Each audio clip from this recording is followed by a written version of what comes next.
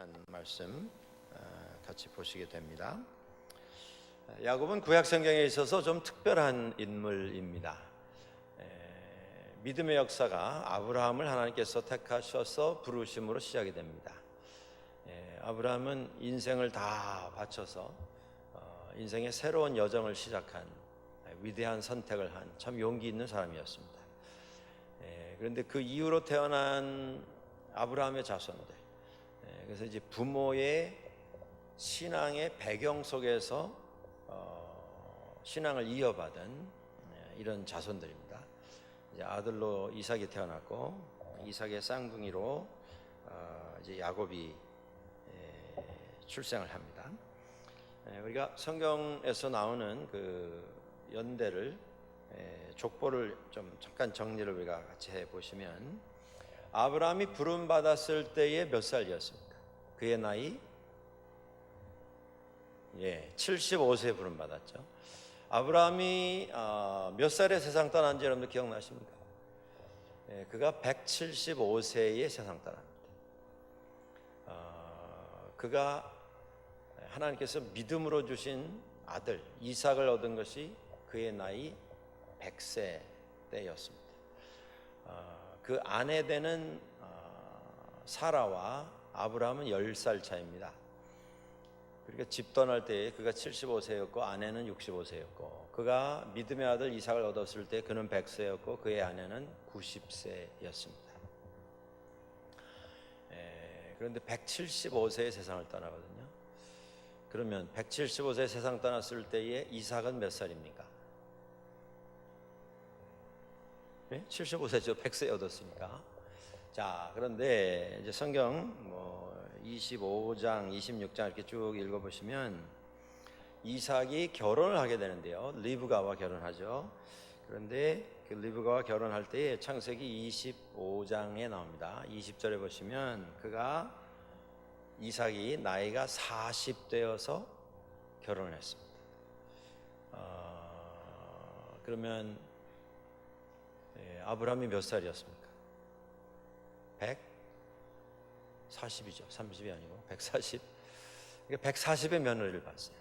근데 이삭이 40에 결혼을 했는데 자식이 없었습니다. 그러다가 하나님께서 리브가의 태의 문을 여셨다, 그런 표현이 나오고요. 그리고 쌍둥이를 얻었는데 그게 이삭이 60세 때 쌍둥이를 얻었습니다. 그러면 아브라함이 손자를 보았을까요? 못 보았을까요? 생전에 본 겁니까? 못 본 겁니까? 봤죠. 그가 175세에 세상 떠나는데 160세에 아들은 눈에 넣어도 안 아플 아들이었는데, 그 귀한 아들에게서 결혼한 다음에 또 20년을 기다렸다가 얻은 손자들이니까 얼마나 이뻤겠습니까? 그 어린 손자들의 재롱을 한 15년 보다가 아브라함은 세상 떠나게 되는 것입니다. 자, 이렇게 여러 곡절 끝에 얻은 그 쌍둥이 아들 중에 하나가 야곱입니다. 근데 야곱은 좀 특별한 사람이라는 말씀을 드렸는데, 성경에 되게 보면 아주 시작부터 심지가 굳은 사람들이 있어요. 시작부터 아브라함 같은 사람이죠. 예를 들자면 믿음의 조상으로 처음에 이게 믿어야 되나 말아야 되나 그런 순간들이 있었고요. 물론 아브라함에게도 그가 믿음 안에서 아들을 얻기까지 여정을 이어가면서 계속 좀 우왕좌왕하던 이런 일들이 물론 있었습니다. 그럼에도 불구하고 그가 부름받은 이후에 하나님을 떠난 적은 없습니다. 그가 실망하여서 좀 의심하던 적은 있었어요. 인간의 생각으로 꼭 하나님 말씀대로만 해야 그게 신앙이겠는가, 그저 결론만 같으면 되는 것 아닌가, 그렇게 생각했던 적도 없지 않았었습니다만은, 그는 이렇게 왔다 갔다 하는 사람은 아니었습니다. 끝까지 이렇게 잘 믿어갔던 사람이고요. 이삭도 우리가 그의 삶을 들여다보면 사람을 깜짝 놀라게 하는 그런 변수가 있었던 사람은 아닙니다. 심성이 착했던 사람이고요.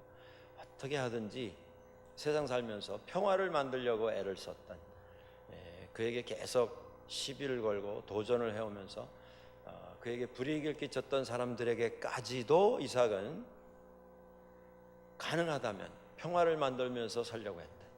자기가 양보하고 자기 것 손에 봄으로써 문제가 해결될 수 있다면 그것이 하나님께서 자신에게 주신 방법이다라고 하는 고백을 가지고 세상 살았던 사람입니다. 그런데 이제 아브라함의 손자가 되는 이 야곱이라고 하는 인물은 조금 다릅니다. 대단히 인간적입니다. 뭐 인간적이라고 해서 뭐 정이 있고 뭐 순수하고 이런 뜻이 아니고 대단히 약은 사람입니다. 계산이 너무 빨라요. 여러분, 머리가 좋아도 계산이 너무 빠르면 정이 안 갑니다. 왜 그렇죠? 계산이 너무 빠르면 불안해요. 이 사람이 지금 무슨 생각을 하고 있는지. 머리 좋다고 하지만 다른 사람을 위해서는 조금도 손해보지 않으려고 하는 이런 삶의 원칙을 가지고 사는 사람들에게서는 우리는 정을 느끼지 못합니다. 야곱은 대단히 이런 면이 강했다는 사람입니다. 그런데 신기한 것은 어떻게 보면 엄청나게 이기적이고 자기 위주이고 자기가 필요로 하는 것, 자기가 원하는 것은 어떤 수단과 방법을 써서라도 반드시 소유하고야만 그런 인물이었습니다.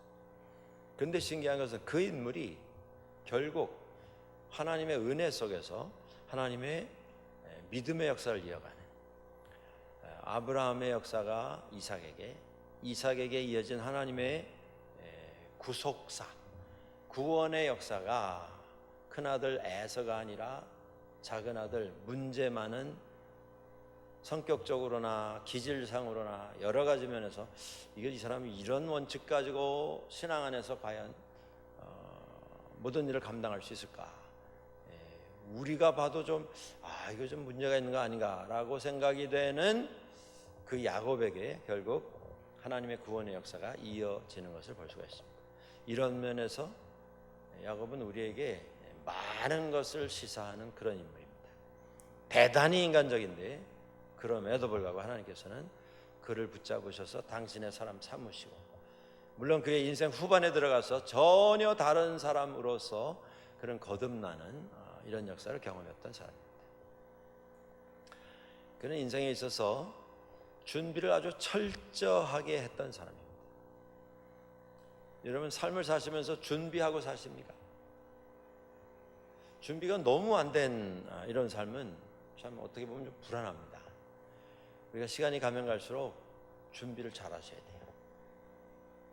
우리가 시간이 가면 갈수록 인생에 한계가 있다는 것 철저하게 깨달으셔야 하고, 그 한계가 있는 그 인생, 나에게도 언젠가는 마지막이 찾아오게 될 것인데 그 마지막을 하나님 앞에서 어떤 모습으로 맞이할 것인가. 다른 거 준비 다 잘해도 그것 준비가 되지 않은 인생은 성공이라고 할 수 없습니다. 야곱은요, 인생 살아가면서 자기가 할 수 있는 모든 걸 준비했던 사람입니다. 그런데 어떻게 보면 너무 인간적으로 준비했어요. 아주 철저하게, 완벽하게. 시작 부분부터 여러분들 보시면 그는 원하는 것을 다 가지려고 했던 사람입니다. 내가 이걸 원하는데 가지지 못하면 잠을 못 자는 사람이에요. 혹시 우리 중에도 뭐 그런 기질이 있는지도 모르겠습니다. 뭘 원하면 지금은 아니더라도 2달, 3달, 6달, 1년, 3년 후에라도 반드시 그걸 내 소유로 만들고야만 해.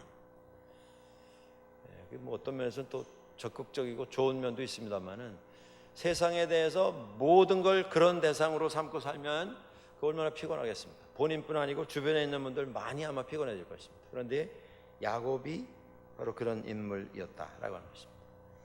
그는 원하는 건 반드시 가져야 했고요, 싸움은 모든 싸움에서 반드시 자기가 이겨야 됐습니다. 지고는 못 사는 사람이에요. 지면 집에 가서 밥도 못 먹고 잠도 못 자던 사람입니다.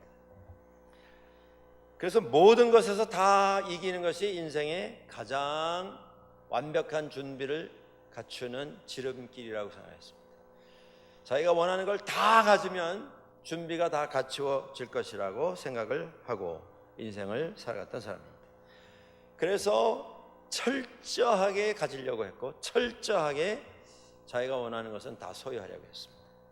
여러분 그 출생을 우리가 알지 않습니까? 그는 쌍둥이로 태어났습니다. 형에서 뭐 우리 교회도 쌍둥이가 몇 있었고 그 주변의 분들 이렇게 물어보면 형제들 간에 뭐 30초 차이도 있고요. 어떤 쌍둥이는 또 뭐 한 30분 혹은 1시간 뭐 이렇게 차이도 있는데 대개는 한 1, 2분 안에 다 이제 출산을 하게 되는 걸 볼 수가 있습니다. 그 쌍둥이는 참 순서를 누가 정하는지 좀 나중에 나온 사람은 좀 억울할 것 같아요. 10달 똑같이 자랐는데 그 나오는 순간에 출생하는 순서가 몇 초 사이로 갈려서 한 사람은 영원히 형님 대접, 언니 대접 받고 또 한 사람은 영원히 동생 대접 받고 에서가 먼저 태어났습니다. 형이 됐습니다. 그런데 야곱은 태어나는 순간 형 발목을 잡고 나왔다. 성경이 그렇게 기록합니다. 야곱이라고 하는 사람이 발목을 잡은 자라는 뜻이죠. 문자적으로는. 그러니까 이름이 제 이름에다가 이렇게 붙여서 하면 뭐 발순이 뭐 이런 식입니다. 이름이 발 잡은 자예요. 그러니까 출생에서부터 경쟁하면서 태어난 거고 출생하는 순간부터 경쟁하면서 인생을 시작한 사람입니다. 이기려고 했어요. 출생 때부터. 자라면서 성장기에 장자의 명분, 장자의 상속권을 형에게서 가지려고 시시탐탐 노렸습니다. 유대인들에게는 뭐 한국에도 그런 이제 법으로 되어 있죠. 아예 뭐 장자에게는 더 많은 어떤 혜택이 돌아간다 이렇게 되어 있는데 유대인들 사회에 있어서 고대 유대인들 사회에 있어서 장자에 대한 특권은 대단했습니다. 아버지가 다 주면 다 장자 것이 되는 이런 상황이었습니다. 그러니까 자라면서 그게 불만이었어요. 나는 왜 둘째로 태어났나? 그걸 어떻게 하면 가질 수 있을까? 노리다가 형에게서 죽을 쑤어서 한 그릇 주고 장자권을 형에게서 뺐습니다. 뭐 강제로 뺏은 건 아닙니다만 에서가 그걸 별로 그렇게 중요하게 생각하지 않았기 때문에 배고프니까 죽 한 그릇 준다 하니까 얼른 받아 먹고는 너 가져라 잃어버리고 말았는데 야곱은 그걸 가져야 직성이 풀리는 사람이었습니다. 그걸 소유해야 마음이 편한 사람이었어요. 그래서 또 뺏었습니다. 자, 형에게서 장자의 특권은 양도를 받았는데 그게 완성이 되려면 아버지에게서 축복을 얻어야 합니다. 그래서 우리가 아는 것처럼 창세기 27장에 그 어머니 리브가가 야곱은 장자권을 형에게서 양도는 받았지만 좀 불안해하고 있었던 것 같아요. 형에게서 양도는 받았지만 이걸 아버지에게 가서 뭐라고 설명하겠습니까? 내가 죽 한 그릇 주고 바꿔서 내 것이 됐습니다. 아버지가 그렇게 받는 거 아니다. 그래 버리면 끝나는 거거든요. 불안해가지고 이러지도 못하고 저러지도 못하고 있는데 어머니가 그 아들을 불러서 충동을 합니다. 아버지가 지금 뭐 많이 이제 연로하셔서 눈도 어둡고 하니 네가 내가 시키는 대로 해서 가서 염소를 잡아다가 내가 요리를 해서 아버지를 위해서 마련할 테니까 네가 들고 들어가서 내가 에서인 양 이렇게 좀 변장을 하고 가서 축복을 얻어라. 장자권은 이미 자기에게로 돌아왔고 이제 아버지의 축복만 받으면 완성이 되는 것으로 생각을 했습니다. 그것도 가져야 하는 것이에요. 야곱에게는. 그러니까 야곱에게는 세상의 모든 것이 소유와 경쟁의 대상입니다. 그리고 그걸 다 가지면 가질수록 인생의 성공 준비가 완료가 되어 간다. 이렇게 확신을 했습니다. 그래서 뭐든지 가지려고 했어요. 결국 아버지도 속여서 축복을 받아냅니다. 어머니와 짜고 아버지를 속였고요. 아들과 짜고 남편을 속였죠. 그것이 탄로가 나고요. 그 형이 공언을 합니다. 뭐라고 공언을 하냐면 창세기 27장 41절에 아버지를 곡할 때가 가까웠은즉 아버지가 이제 돌아가실 날이 멀지 않은즉 내가 내 아우 야곱을 죽이리라. 이제 아버지만 돌아가시면 너는 죽은 목숨이다 이거죠. 근데 그걸 마음에 품은 게 아니고요, 말을 하고 돌아다녔던 것 같아요. 그 말이 어머니에게 들어갔습니다. 그래서 어머니가 걱정이 돼서 아들을 불러가지고 도망을 시킵니다. 피신을 시킵니다. 가지면 행복할 줄 알았어요. 가지면 준비가 다 되는 걸로 알았는데 가져보니 그 소유한 것 때문에 인생이 꼬이기 시작합니다. 인생이 많은 경우 이렇게 됩니다. 이것만 가지면 더 행복할 것 같은데 뭐 더 이상 바랄 것이 없을 것 같은데 그래서 그걸 가졌는데 그 가진 것 때문에 인생이 꼬이기 시작합니다. 문제가 생겼는데요. 문제를 해결하는 방법이 뭐였냐면 도망가는 거였습니다. 여러분, 문제를 피해서 해결이 되면 문제가 있겠습니까? 세상에? 피하기만 하면 문제가 해결된다면. 그러니까 야곱에게는 문제를 피하는 방법도 소유의 대상입니다. 도망가면 그것만 확실하게 보장이 되고 죽임을 당하지 않고 도망만 가서 피할 수만 있으면 그 방법만 소유하면 그 문제도 해결된다고 생각한 것이죠.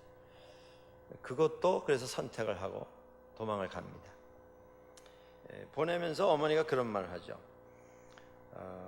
27장 42절 이하에 보시면 형의 노가 풀려서 내가 형에게 행한 것을 잊어버리거든. 잊어버릴 때가 되면 내가 곧 사람을 너에게 보내서 너를 내가 불러오겠다. 외삼촌 라반에게 가서 몇 날 동안만 숨어 있어라. 한 두어 주간, 뭐 한 두어 달.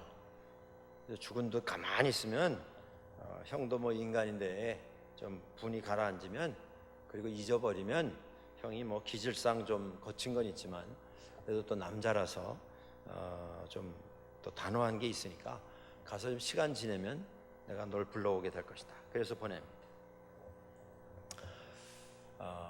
문제를 야곱은 소유를 본인이 선택해서 했습니다.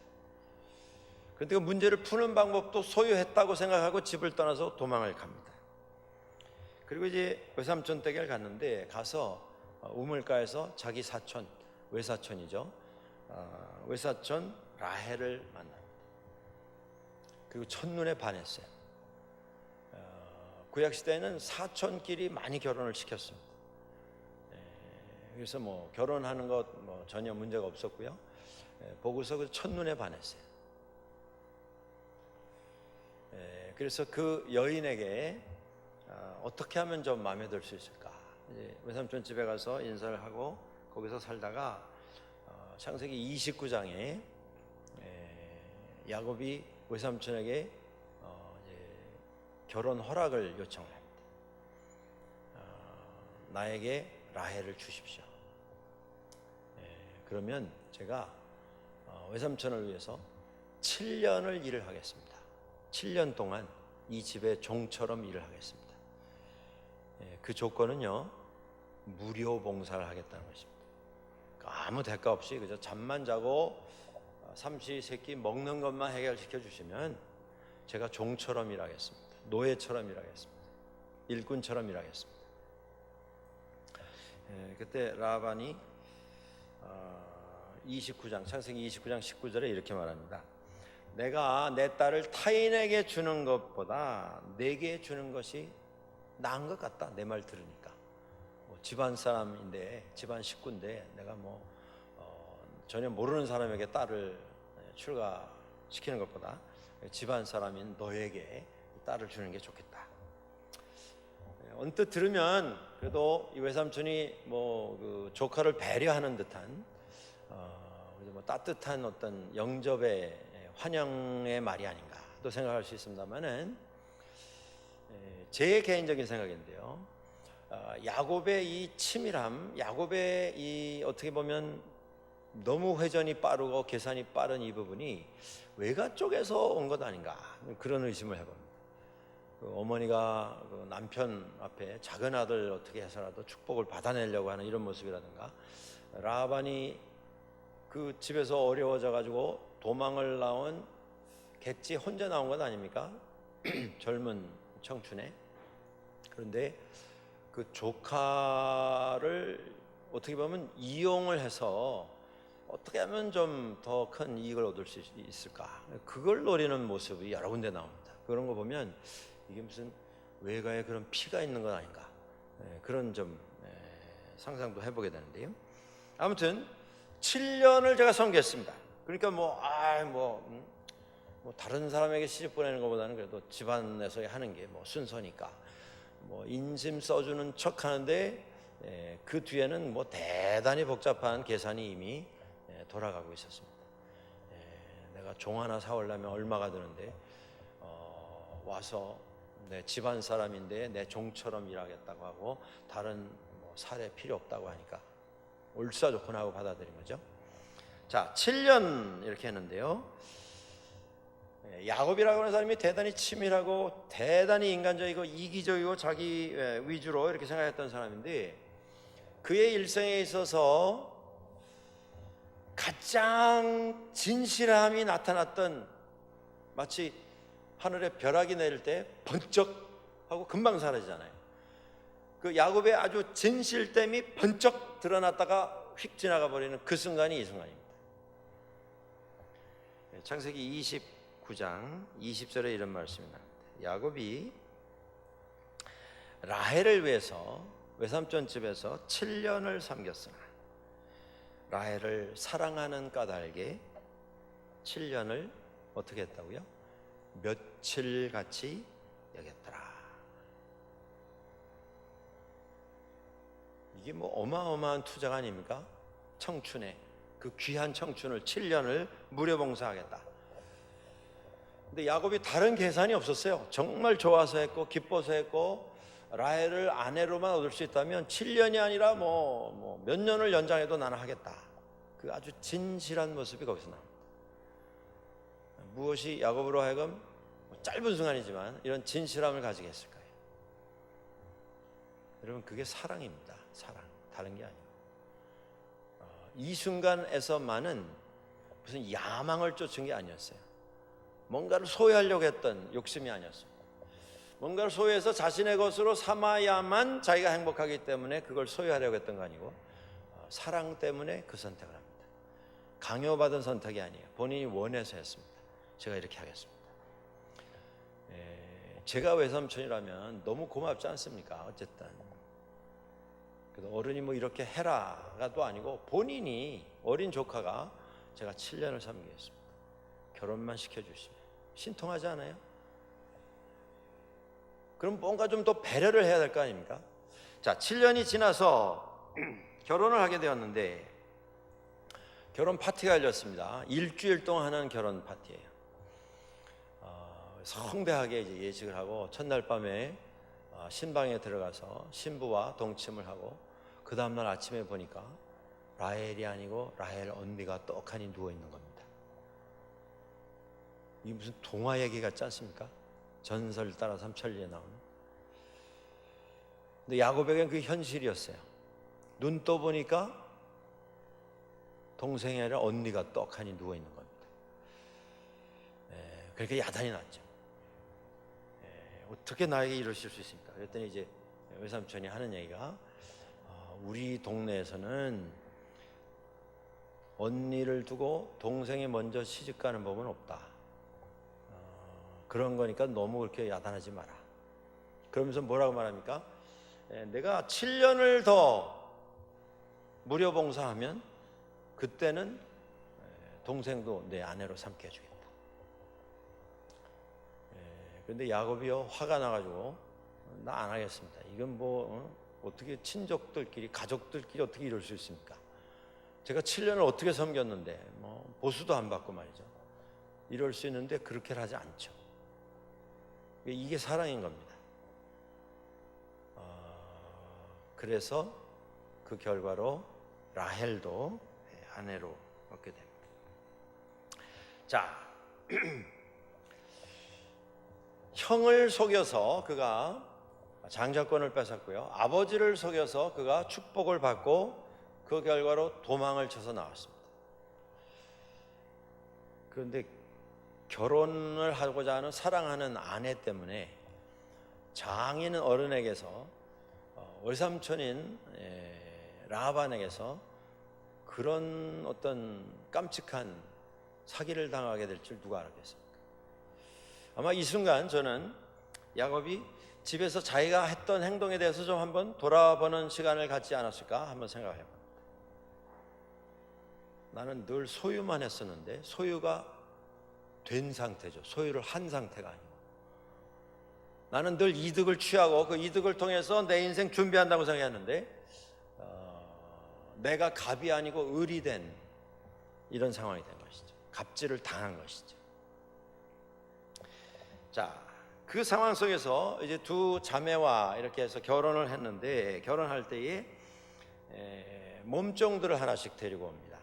라반이 꽤 잘 살던 사람입니다. 그래서 아내들이 몸종 하나씩 다 데리고 이제 들어와서 결혼을 해서 살게 됩니다. 그러면서 레아에게서 아들들이 태어나는데요. 이게 순서대로 말씀드리면 르벤, 시몬, 레위, 유다, 이사갈, 스불론 이런 아들들이 태어나고요. 그러던 중에 사랑하는 여인 라헬에게서는 자식이 없었습니다. 그래서 라헬이 자기 몸종, 데리고 온 몸종을 남편에게 후처로 줍니다. 그러니까 나에게서 자식이 못 나니까 내 몸종에게서 자식을 낳아라. 그래서 그 몸종에게서 두 아들이 나옵니다. 단과 납달리. 동생이 자기 몸종을 남편에게 주어서 거기서 아들이 태어나는 것을 보면서 언니가 또 동생을 시기를 합니다. 그래가지고 언니가 데려온 몸종을 또 남편에게 후처로 또 줍니다. 그래가지고 종인 실바에게서 아들 둘이 또 나옵니다. 갓, 아셀. 이렇게 계속 이제 이것이 무슨 남편 쟁탈전처럼 이렇게 이제 전개가 되는 것이죠. 근데 이 진행 상황 속에서 야곱은 이 네 여인을 아내로 삼는, 네 여인을 소유하는 이런 어떤 모습을 보입니다.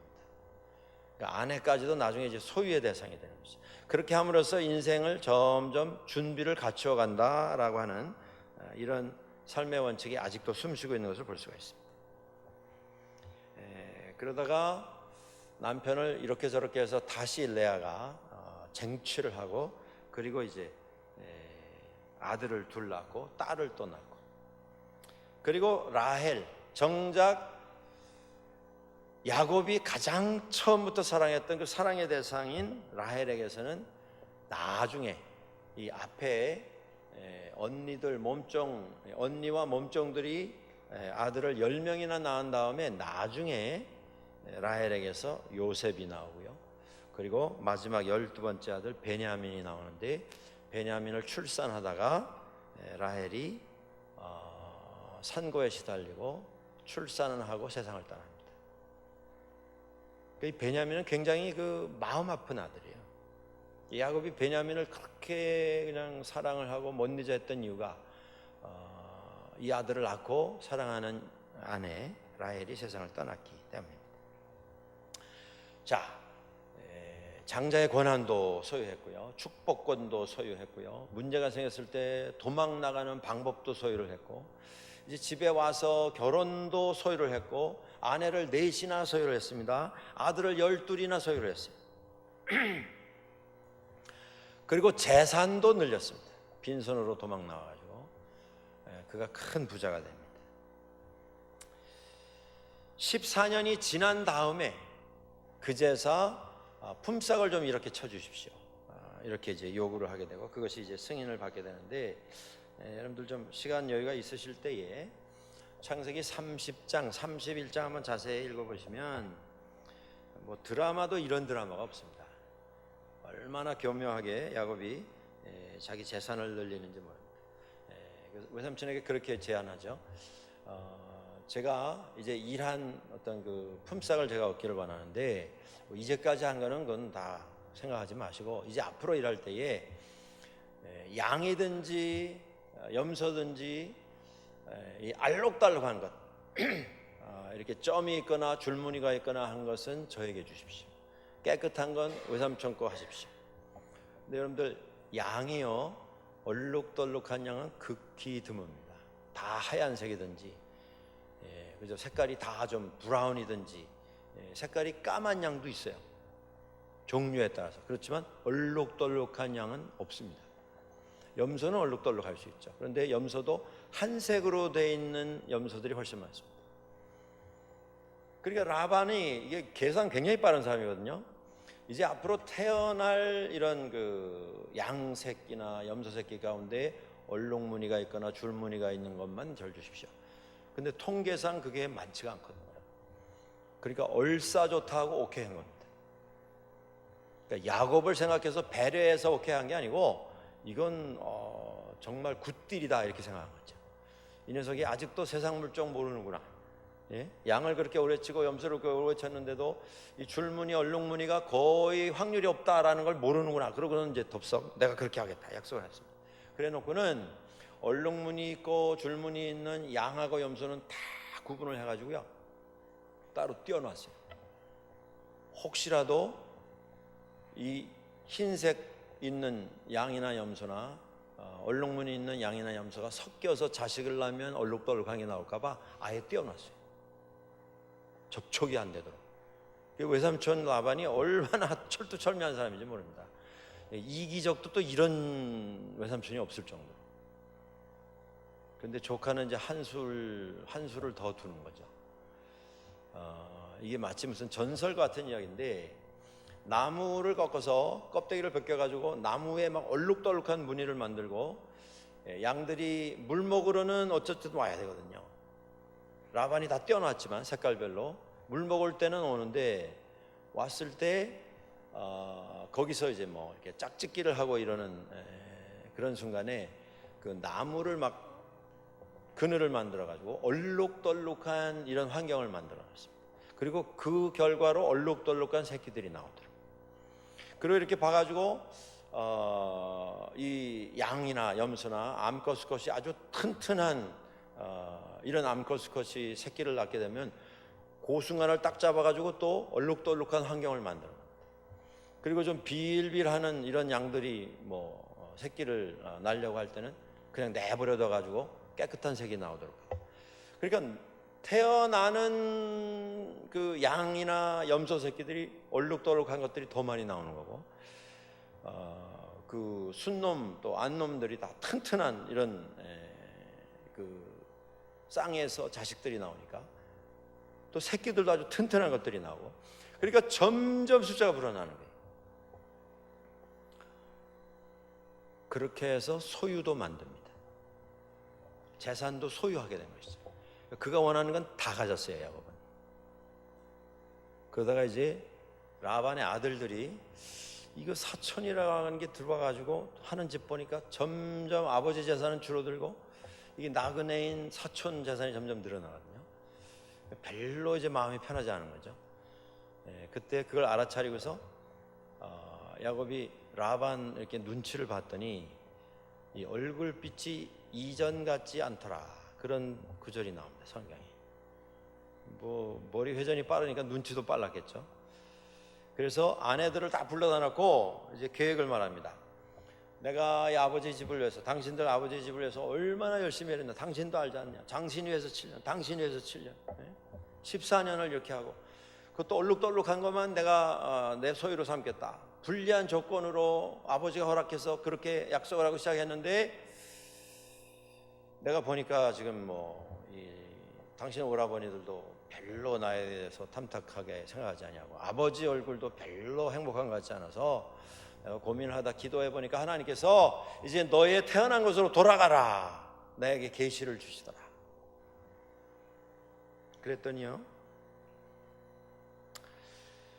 그 딸들이 뭐라 그러냐면요, 그 친정 집안이에요. 친정 아버지고 자기 오라버니들이고.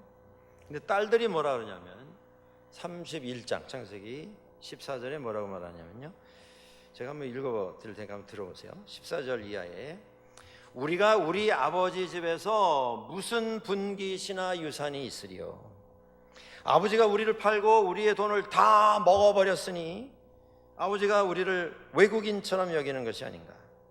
하나님이 우리 아버지에게서 취하여 가신 재물은 우리와 우리 자식의 것이니 이제 하나님이 당신에게 이르신 일을 다 준행하라. 딸은 시집가면 다 뭐라 그러죠? 네, 도둑 뭐라 그러죠? 시집간 딸은. 근데 이렇게 달라지는 거예요. 지금 남편이 앉혀놓고 내가 이렇게 일했는데 말이야, 당신들도 알지만 이제 나도 집에 가야 되겠다. 이랬더니 딸들이 더 흥분해가지고 아버지가 우리 거 다 뺏어갔단 말이에요. 그러니까 이거 사실은 다 당신 거나 마찬가지인데 원하는 대로 하라. 이래가지고 탈출을 합니다. 그러니까 문제가 생겼잖아요. 집에서 도망가는 게 해결책이었어요. 외삼촌 집에 와서 문제가 생겼어요 지금. 근데 그 문제가 사실은 야곱이 많은 부분에 본인이 조건과 상황을 만들었기 때문에 문제가 나온 겁니다. 근데 문제가 생기니까 똑같은 방법을 또 소유해요. 그 똑같은 방법이 뭐냐면 도망가는 겁니다. 다 털고 집으로 가자. 그리고 나갔을 때에 나갈 때 아버지가 섬기던 신이 있었다 그래요. 그런데 이삭에게 시집 온 리브가는 신앙은 이삭 집안의 신앙이지 라반 집안의 신앙은 아니에요. 믿음의 집안은 아브라함 집안이지. 그 당시에 믿음이 시작된 집안이 아브라함 아닙니까? 다른 사람들은 신앙에 대해서 모르던 이런 세상입니다. 그런데 이 라반이 섬기던 귀신이 있었어요. 그게 드라빔이라고 하는 이름을 가진, 이게 새겨놓은 무슨 형상이었던 모양인데, 근데 라헬이 그걸 훔쳐가지고 나왔어요. 아버지가 애지중지하는, 가장 믿고 가장 귀하게 생각하는 그 우상을 숨겨가지고 나왔어요. 이거 들고 가면 좀 든든하겠다 그래가지고 아버지가 야단이 나서 쫓아왔다가 못 찾고 사위에게서 엄청나게 책망만 듣고 갑니다. 삼촌이 말이에요, 날 못 믿어가지고 내가 그거 훔쳐갔을까봐 다 뒤져보시오. 다 뒤졌는데 못 찾았어요.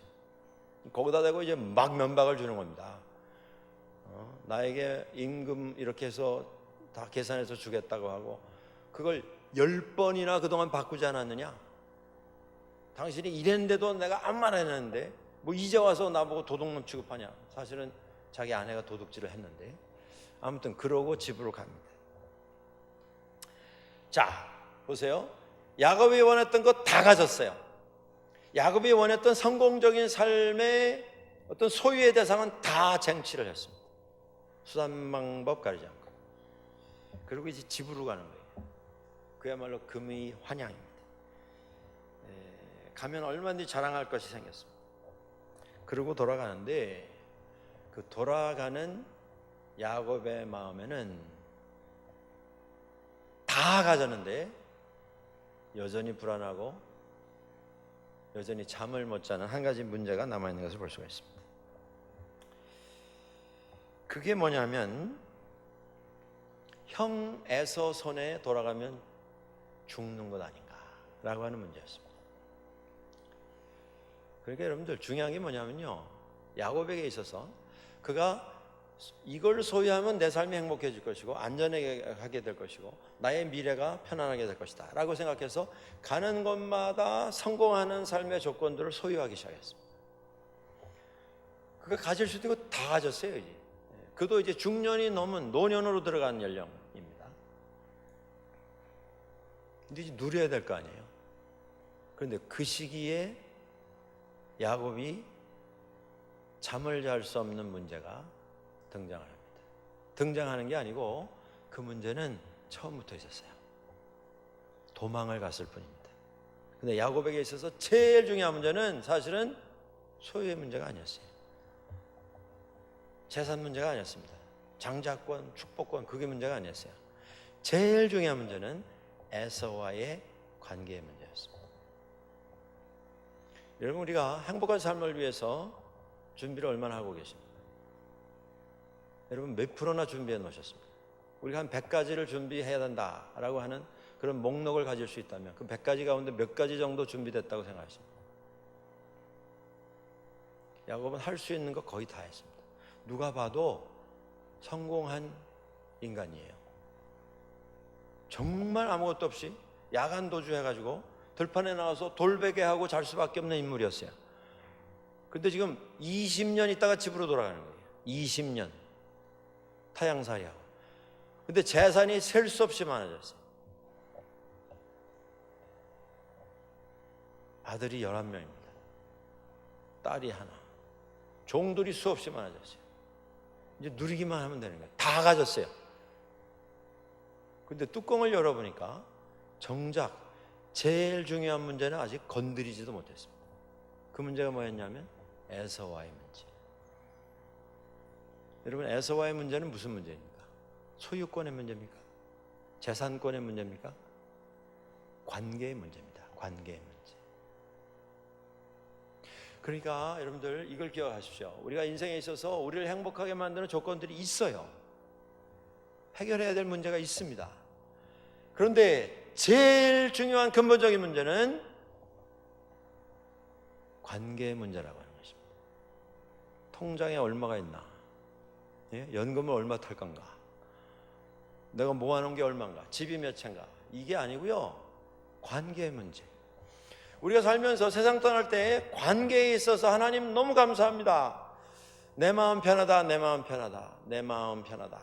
그렇게 고백하지 못하고 떠날 수밖에 없는 상황이라고 하면 우리 인생은 성공한 인생이 아닙니다.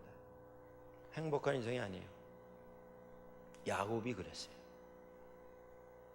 관계의 문제.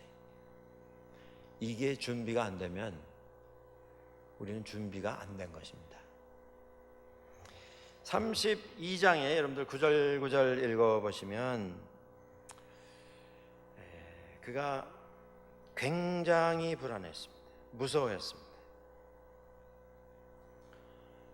종들에게 에서에게 바칠 예물을 준비했어요. 여기 뭐 몇 마리 쭉 나오지 않습니까? 그런데 그 내용을 보면 뭐 암염소, 뭐 숫염소, 암양, 숫양, 그다음에 암소, 황소, 뭐 새끼들, 낙타 쫙 준비해가지고 떼를 이루어서 이렇게 보내는데, 저는 야곱이 당시에 가진 게 100이라고 하면 형을 위해서 100을 내놓지는 않았을 것 같아요. 그는 계산이 너무 빠른 사람입니다. 그러니까 형이 고맙다 그러고 다 가져가도 그 이후에 충분히 자식들과 편안하게 살 수 있는 걸 다 준비를 해놨을 것이. 그리고 무리를 져서 보냈습니다. 그리고 그 종들에게 뭐라고 부탁을 하냐면, 형이 나오거든, 너희 누구냐 그러거든, 우리는 당신의 종 야곱이 보낸 사람들인데 우리의 주인 야곱의 주이신 에서에게 드리는 예물입니다 라고 말하라. 그리고 이 패를 나눠서 거리를 둬서 행진을 시켰습니다. 그러니까 처음에 이제 염소 떼 바꾸서 이건 뭐야 이러다가 이제 양떼가 또 오면 이건 뭐냐, 그 다음에 소떼가 오고 그 다음에 또 낙타떼가 오고 이러면 이제 마음이 처음에 막 이랬다가 조금씩 좀 사그러들지 않겠나. 그리고 마지막에 무엇을 보냈습니까? 아내들과 자기 새끼들. 그러니까요, 이 순간까지도 야곱에게 있어서 자식은 방패예요, 방패. 예. 그래서 뭐 염소, 야 내가 더 많다, 무슨 뭐 낙타, 야 관둬라, 뭐 소 필요 없단 말이에요. 예? 이놈은 내가 잡으면 아주 그냥 주리를 틀어서 내가 목숨을 끊어버리겠다. 막 살기를 붓고 다 치워버려 그러고 이제 막 죽이겠다고 쫓아오다가 그 딸까지 지금 그때는 아직 베냐민이 태어나지 않은 때니까요. 12명의 자식들이 와 하고 쫓아가면서 큰아버지 하고 매달리면, 그리고 제수씨가 4명이 와가지고 고개를 숙이고 절을 하면 자식들 보면 그래도 좀 마음이 풀어지지 않을까. 그 계산이에요. 아직도. 그때까지는. 그리고 강 다 건너서 보냈습니다. 그리고 자기는 어디 있었어요?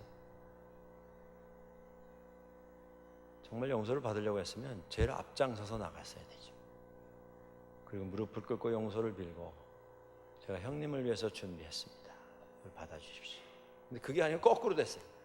동물, 짐승, 하인 다 보내고, 그것도 안 되면 자식도 다 칼로 치면 어떻게 하겠다는 거예요. 그 다음에 이제 도망가는 겁니다. 또 다른 도망. 그게 그의 인생의 방법이었어요. 근데 거기서 사건이 일어나죠. 야복강가에서 혼자 씨름합니다. 죽음의 공포와 씨름합니다. 자기가 근본적으로 해결하지 못하고 계속 도망다녔던 문제, 관계의 문제와 씨름합니다. 관계의 문제 해결은 어디에 있었습니까? 그가 준비한 예물이 해결해 주지 못했어요. 형에게 바치는 그 어떤 물질, 돈, 재산, 자기가 낳은 자식 해결되지 못했습니다. 이것만 가지면 그걸로 해결될 줄 알았어요. 그런데 문제 해결은 하나님께로부터 왔습니다. 소유가 아니고. 하나님과의 관계가 해결됐을 때에 자기 형 에서와 본인의 관계가 회복됐습니다. 우리가 준비를 하면서 사는데요, 우리가 세상 떠날 때는 그 순간에는 정말 남은 것이 없이, 우리 준비 리스트에 남은 것이 없이 다 해결될 수 있기를 소원합니다. 근데 그렇게 하시려면 어떻게 해야 됩니까? 몇 년까지는 요거 마련해야 되고, 요거 준비해야 되고, 요거 소유하고, 요거 모아놓고. 그게 아니고요, 야복강가에서 우리에게 물으시는 내 이름이 무엇이냐. 근데 그때 야곱이 뭐라고 말합니까? 저는 야곱입니다. 저는 발목 잡는 사람입니다. 그 만남이 있어야 돼요. 하나님과의. 너 누구냐? 저는 죄인입니다. 그 만남이 있어야 됩니다. 예수님을 만난 제자, 주님 저를 떠나십시오, 저는 죄인입니다. 그 만남이 있어야 돼요. 그 만남이 있을 때에만 하나님과의 관계가 시작이 됩니다. 하나님과의 관계가 있을 때에만 우리가 인생에 있어서 제일 중요한 문제, 인간과의 관계가 비로소 해결이 됩니다. 뭘 가지는 것으로 해결하려고 하지 마십시오. 왜냐하면 해결이 되지 않기 때문에 그렇습니다. 무슨 면허증 따는 것으로, 학위증 따는 것으로 뭘 해결하려고 하지 마십시오. 열심히 사셔서 자격증도 따시고 학위증도 따셔야겠습니다만은, 그것 딴다고 내가 피해 다니고 도망 다니고 숨어 다녔던 그 인생의 관계의 문제가 해결되는 건 아닙니다. 그걸 해결하셔야 돼요. 어떻게 하실 겁니까? 내가 누구냐 물으시는 주님과의 만남.